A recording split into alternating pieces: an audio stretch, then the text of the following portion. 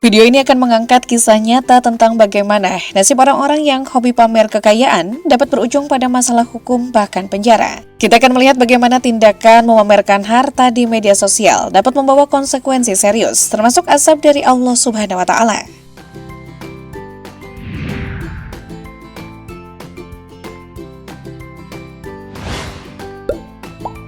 Nama Mira Hayati dulu dikenal sebagai pemilik produk skincare MH Miracle Whitening Skin. Dengan gaya hidup glamor dan kekayaan yang ia pamerkan di media sosial, ia sempat dijuluki Ratu Emas saat memamerkan tas emasnya senilai $500 miliar. Bagi pengikutnya, ia adalah simbol kesuksesan dari dunia bisnis kecantikan. Mira Hayati, perempuan kelahiran 1995, memulai karir sebagai biduan dangdut sebelum terjun ke dunia bisnis kecantikan. Pada 9 Juli 2020, ia mendirikan MH Whitening Skin, yang kemudian berkembang pesat dengan lebih dari 20.000 reseller di seluruh Indonesia, terutama di Sulawesi, Sumatera, dan Kalimantan. Namanya semakin dikenal setelah aksi pamer emas batangan seberat 1 kg yang dibelinya di Arab Saudi pada 2023 menjadi viral di media sosial. Mira bahkan mengklaim bahwa produknya telah merambah pasar internasional, termasuk Arab Saudi, Dubai, Malaysia, Hong Kong, dan Taiwan. Polisi mengamankan Mira setelah investigasi membuktikan bahwa produk MH Miracle Whitening Skin mengandung merkuri, zat berbahaya bagi kesehatan. Tuduhan ini membuat citranya runtuh seketika. Skincare yang dulu diklaimnya aman dan berkualitas justru berpotensi merusak kulit penggunanya. Kepercayaan pelanggan hancur dan ia pun harus menghadapi konsekuensi hukum. Dan belakangan terungkap bahwa ternyata selama ini ia sering menggunakan uang palsu saat memamerkan kekayaannya di sosial media. Selanjutnya ada Fanny Franz yang dulu dieluk-elukan sebagai Crazy Rich Makassar. Dari istri seorang sopir angkot, ia membangun kerajaan bisnis skincare hingga bergelimang harta. Gaya hidupnya yang serba mewah terpampang nyata di media sosial. Mobil sport, pesta mewah, hingga arisan sultan dengan iuran 100 juta rupiah per bulan. Sosoknya semakin dikenal saat ia dengan royal menyawer penyanyi terkenal Bunga Citra Lestari dengan uang segepok di ulang tahunnya.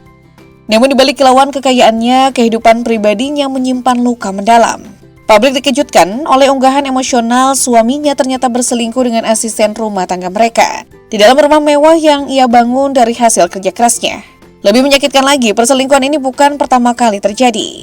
Ia mengungkap bahwa 12 tahun lalu ia pernah mengalami pengkhianatan serupa. Tanya urusan hati yang hancur, Fanny juga mengaku mengalami kerugian finansial. Pembantu yang menjadi selingkuhan suaminya diduga mencuri uang 700 juta rupiah darinya. Kisahnya yang begitu dramatis membuat heboh se-Indonesia. Mengundang simpati sekaligus cibiran dari publik, kini kejayaan yang dulu dipamerkan tak lagi terasa manis. Rumah megahnya menjadi saksi luka dan kemewahan yang ia tunjukkan di media sosial berubah menjadi ironi. Dan yang terbaru belakangan ini, Mustahir Daeng Sila, suami dari Fanny Franz, turut terseret dalam kasus peredaran kosmetik ilegal yang mengandung merkuri. Kandungan produk FF Day Cream Glowing dan FF Night Cream Glowing yang beredar berbeda dengan kandungan produk saat didaftar melalui BPOM. Keterlibatan Mustahir dalam kasus ini karena seluruh perizinan usaha terdaftar atas namanya. Next ada Agus Salim, sosok dibalik produk Ratu Glow, dulunya dieluk-elukan sebagai pengusaha sukses di industri kecantikan hingga dijuluki Raja Glow. Dengan gaya hidup mewah yang sering dipamerkan, ia kerap membagikan momen-momen eksklusif dari perjalanan ke luar negeri dan berkumpul bersama para sosialita. Namun di balik kesuksesan yang gemerlap, pihak berwenang yang melakukan uji laboratorium terhadap produk Ratu Glow My Body Slim dan menemukan kandungan bisakodil zat kimia yang berbahaya jika dikonsumsi tanpa pengawasan medis. Investigasi lebih lanjut mengungkap bahwa produk tersebut diproduksi melalui kerjasama dengan PT Pitom New Pharma, tetapi Agus sendiri yang meminta penambahan dosis bahan tertentu di luar izin yang disetujui BPOM. Akibatnya Agus Salim kini harus menghadapi dakwaan di Pengadilan Negeri Makassar atas dugaan perdagangan produk tanpa standar dan izin edar. Nomor notifikasi BPOM yang dimiliki juga diduga digunakan untuk produk lain tanpa izin. Dari kehidupan mewah ke ruang sidang, dari perayaan kesuksesan ke tuntutan hukum, kisah Agus Salim menjadi pelajaran bahwa kejayaan yang dibangun di atas fondasi yang rapuh, cepat atau lambat akan runtuh.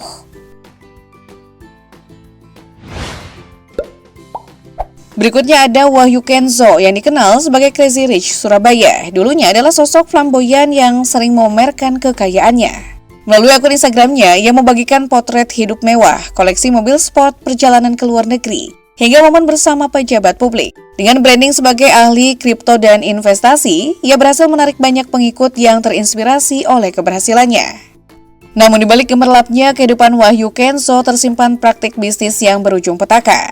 Ia menjalankan robot trading auto trade gold alias ATG menjanjikan keuntungan besar bagi investor. Modusnya sederhana, menawarkan investasi dengan imbal hasil tinggi, tetapi ketika korban mencoba menarik dana, selalu ada alasan penundaan. Salah satu korban, seorang pengusaha di Malang, mengalami kerugian miliaran rupiah setelah gagal menarik dana dari sistem Wahyu. Penyelidikan polisi mengungkap bahwa Wahyu Kenso telah menipu lebih dari 25.000 orang, dengan total kerugian mencapai 9 triliun rupiah. Tak hanya Indonesia, korban juga berasal dari berbagai negara. Setelah mangkir dari pemeriksaan, akhirnya ia ditangkap di Surabaya pada 4 Maret 2023 dan langsung ditetapkan sebagai tersangka. Kasus ini bermula dari laporan korban pada September 2022. Meski transaksi sudah berjalan sejak November 2021, salah satu korban MY mentransfer 1,9 miliar rupiah setelah dijanjikan keuntungan besar, namun gagal menarik dana. Alasan yang diberikan pihak ATG berkisar dari maintenance server hingga batasan jumlah penarikan. Polisi menemukan bahwa ATG tidak memiliki izin resmi hingga Februari 2022. Wahyu Kenso sempat mangkir dari 2 panggilan pemeriksaan sebelum akhirnya ditangkap. Ia dijerat dengan berbagai pasal terkait perdagangan ilegal, Undang-Undang ITE, serta tindak pidana pencucian uang. Terakhir terbukti ada 745 laporan telah masuk ke Polresta Malang Kota. Kepolisian terus mengembangkan penyelidikan dan membuka hotline pengaduan untuk korban lainnya. Kini sosok yang dulu berfoto dengan pejabat dan menikmati kehidupan mewah harus menghadapi kenyataan pahit di balik jeruji besi. Dari selebriti dunia investasi ke tahanan penipuan, kisah Wahyu Kenso menjadi bukti bahwa kesombongan dan keserakahan pada akhirnya akan membayar harga yang mahal.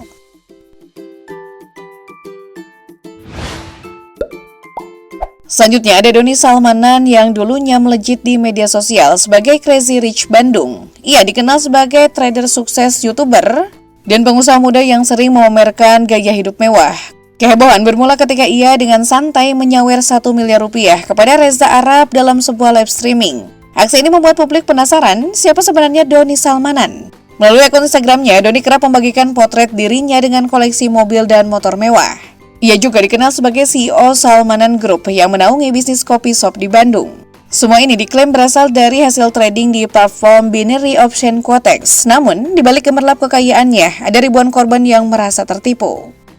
Bareskrim Polri akhirnya membongkar bisnis Quotex dan menetapkan Doni sebagai tersangka kasus penipuan dan tindak pidana pencucian uang alias TPPU.